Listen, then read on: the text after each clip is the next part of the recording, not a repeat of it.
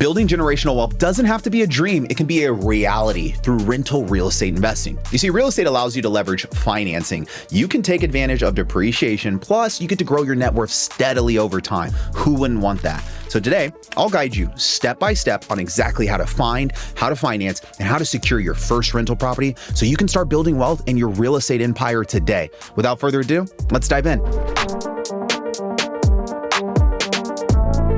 All right, guys, step number one is we have to prepare your down payment. We can't operate out of order, and we can't neglect how much money is required to invest in rental real estate. Buying a rental property usually requires a substantial down payment. For most investment properties, lenders will ask for 15 to 20% of the purchase price as a minimum down payment. That means if you're looking at a $200,000 property, you should plan to put down $30,000 to $40,000. Yes, it's a significant amount of money, and for many people, it can feel like this big barrier to entry. However, don't let that discourage you. I don't want it to discourage you. This is part of why real estate tends to attract people who are disciplined about saving money and managing their finances. If you don't have this much money saved yet, consider focusing first on building a solid emergency fund and increasing your savings. This will give you the comfortability to invest. Now, you can start by putting aside a fixed percentage of your income every month, cutting any unnecessary expenses, of course, and even taking on side hustles to accelerate your savings. This is a great way to get started.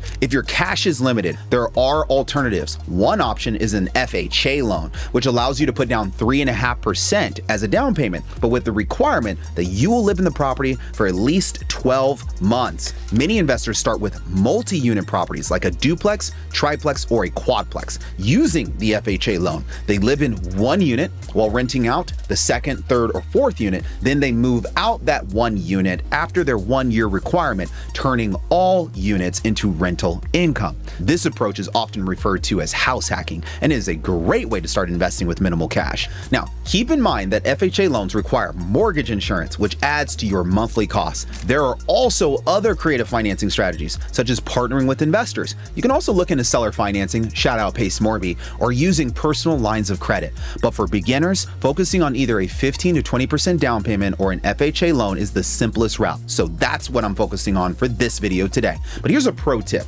Even if you're going the traditional 15 to 20% route, please make sure you always save for closing costs, moving expenses, and even potential repairs right when you close escrow. A good rule of thumb is to have an additional 3 to 5% of the property's value set aside for these types of costs that can just come up. Now, let's move on. Step number 2 is building your credit. Your credit score will heavily influence the mortgage rates that you can get and ultimately the success of your investment. The higher your credit score, the lower your interest rate, which translates to smaller monthly payments and better cash flow, baby. If your credit score is below 700, it might be worth taking the time to improve it before even applying for a mortgage loan. Here's what I want you to do. Start by paying down high interest debt first, making sure all bills are paid on time, and then fix any errors on your credit report. I want you to ideally aim for a score of 730 or higher before you apply for a loan. This isn't just about getting approved or Karlton's rules. It's about getting approved under terms that make your investment profitable for you. That's what you care about, right? Let's go over an example. Let's say you're buying a $200,000 duplex with a credit score of 680 and the bank offers you a 6% interest rate. If you approve your credit score to 740, you might get a 5% interest rate, and that 1% difference could save you over $100 per month, which adds up to thousands per year. That extra cash that you can reinvest or save for future property improvements allows for you to build wealth quicker. Keep in mind, real estate investing is a long-term game. It's not a short-term game unless you're a flipper. Starting with good credit sets you up for better deals, higher leverage, and lower costs. This is how real wealth is built in real estate. Now let's move on to step number 3. Step number 3 is talking with the lenders. Before you officially apply for a mortgage, it's smart to speak with lenders to understand how much you can qualify for. Lenders love this area of helping you. It's the pre-dating stage before they get paid to actually draw out a loan for you. At this stage, they're gathering information and you're providing information. You're not committing to anything. So I want you to avoid hard inquiries for now, as they can slightly impact your credit score. I do want you to provide your income. I do want you to share your debts and credit score to lenders and ask for what's called a preliminary mortgage estimate. This gives you an idea of the loan amount you might qualify for, your potential interest rate, and estimated monthly payments. But here's where you have to do things right. You have to be honest. And throughout this process, when you're sharing your financial details, lenders can only give accurate estimates if they have a complete picture of your financial situation. You do not have to ego flex with a mortgage lender. You don't own anything yet. So this is where you need to be smart and strategic. You should ask multiple lenders for estimates. Don't only approach one. Different lenders have different underwriting guidelines, and talking to multiple will help you find the most favorable terms. Don't forget, you have to ask about lender fees. You have to ask about closing costs.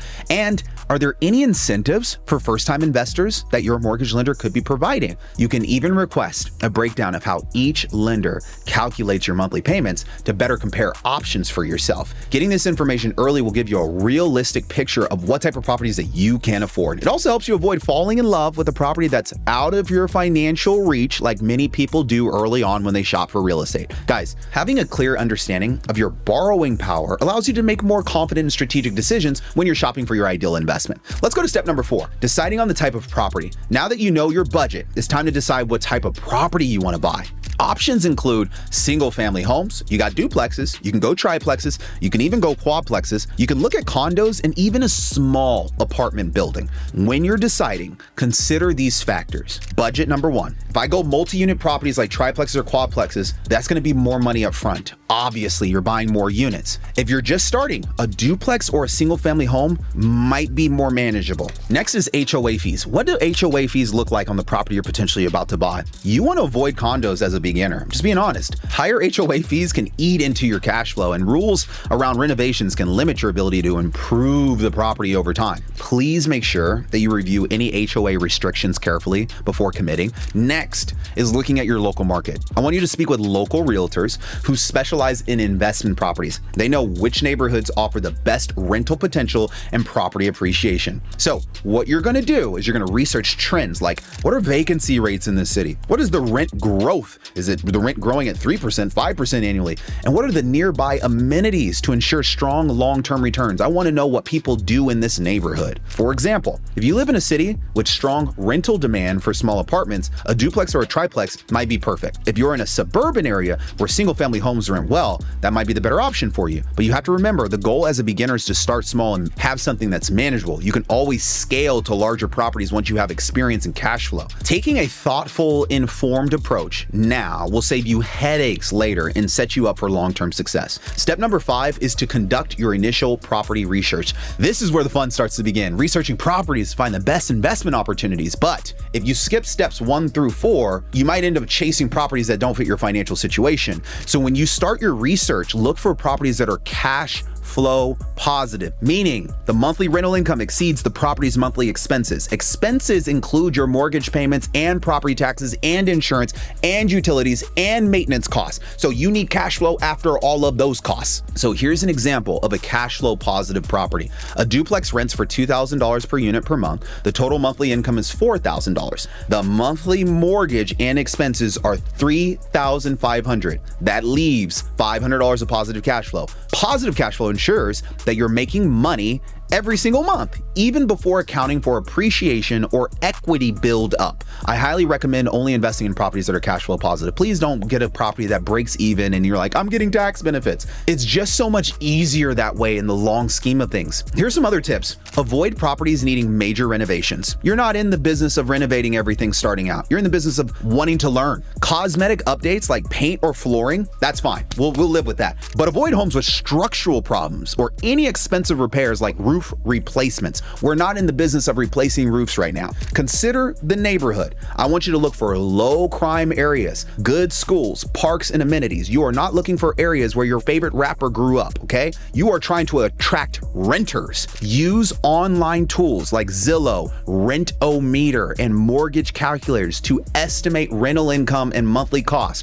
You should have an Excel sheet based off the city and state that you are looking to invest in that has the mortgage calculator that estimates rental income and monthly costs. These tools are extremely beneficial and can make the process of finding good properties infinitely easier. Also, keep in mind, negotiations can also improve your returns. If a property is close to being cash flow positive, you can make a lower offer to the seller. Many sellers are open to negotiations, especially if the property has been on the market for a little while. And step number 6, get approved by the lender. Once you have a property in mind, it's time to get pre-approved. Yes, I know you knew this, but this is different from speaking with a lender. Pre-approval involves a hard credit inquiry and a detailed evaluation of your financial situation. So the lender will review your credit score, they'll review your income and employment history, but then they'll start looking at your debt to income ratio. They'll look at the assets that you currently have. They'll look at your reserve accounts and the property's rental income potential. They may also ask for recent tax returns. They may say, hey, I want to see your bank statements to verify how long has cash been seasoning inside of your checking account. And they'll ask for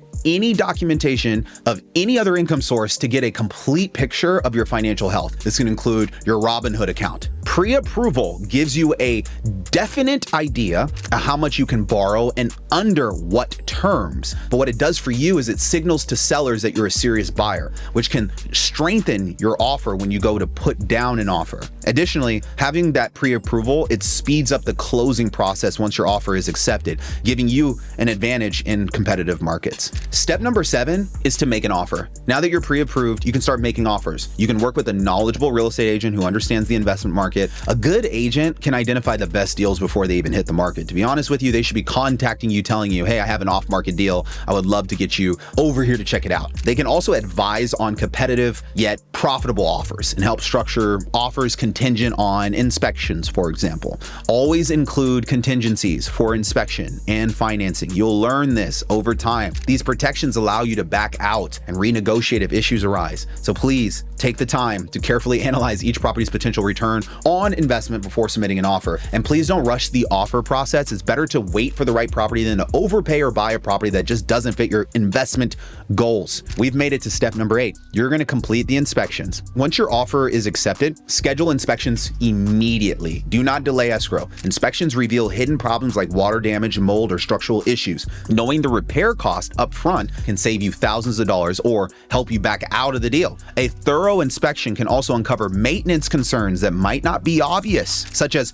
outdated electrical systems, plumbing issues, or roofing problems that could become costly down the road. If significant issues are found, you can request the seller to fix them, ask for a price reduction, or even just walk away from the deal if the issues are too much of a problem. So this is why I always tell new investors, never skip this step. Even experienced investors make mistakes when they ignore inspections. It's better to address potential problems early than face unexpected expenses after closing. Additionally, inspection reports can provide valuable leverage in negotiations and help you plan future renovations. This is how you can be strategic as you're building a business, ensuring your investment remains profitable. Step number 9, let's close the deal. Closing is the final step. It involves signing documents, transferring funds, paying closing costs, and eventually, officially taking ownership. After closing, you can make renovations if needed. You can also list the property for rent on Zillow, Redfin, Trulia, and start generating income. Then it's time to start leveraging tax benefits. Yeah, I'm talking the big ones we talk about on this channel: depreciation, mortgage interest deductions, and operating expense deductions, like having a management company that you set up that manages the rental property. Pretty smart, huh? Now, owning a rental property isn't just about cash flow. It's also a strategic tax move. I'm sure you knew that. Real estate offers deductions that can reduce your taxable income significantly. If you want to learn a little bit more about the tax benefits of real estate, I put together a whole video for you. You don't even have to worry. It's right here. Just check it out. But the bottom line is buying your first rental property is a big step. But with careful planning and the right strategy, it's entirely achievable. Everybody should own real estate if they believe that it's the right type of investment for long-term growth. So I want you to start by saving for your down payment today. I want you to focus on improving your credit as we head into 2026. I want you to start researching the market and working with professionals who know the investment space, not ones that just tell you, that would be a great idea for you to start investing. If you follow these steps, preparing financially, securing the right financing, finding the right property, protecting yourself through inspections, you'll be well on your way to becoming a successful real estate investor. All right, everyone, that's all I got for today's video. I hope this video helped you understand a little bit more about the process that goes into buying your first investment property. If you loved today's video, do something for me. Like, comment, let me know if you already own rental real estate and if you've done a cost segregation study, and be sure to check out our channel and our live events. We'll be happy to help you get into your first investment property. My name is Karlton Dennis. Thank you so much for subscribing to our channel today. I look forward to seeing you on the next video. Cheers.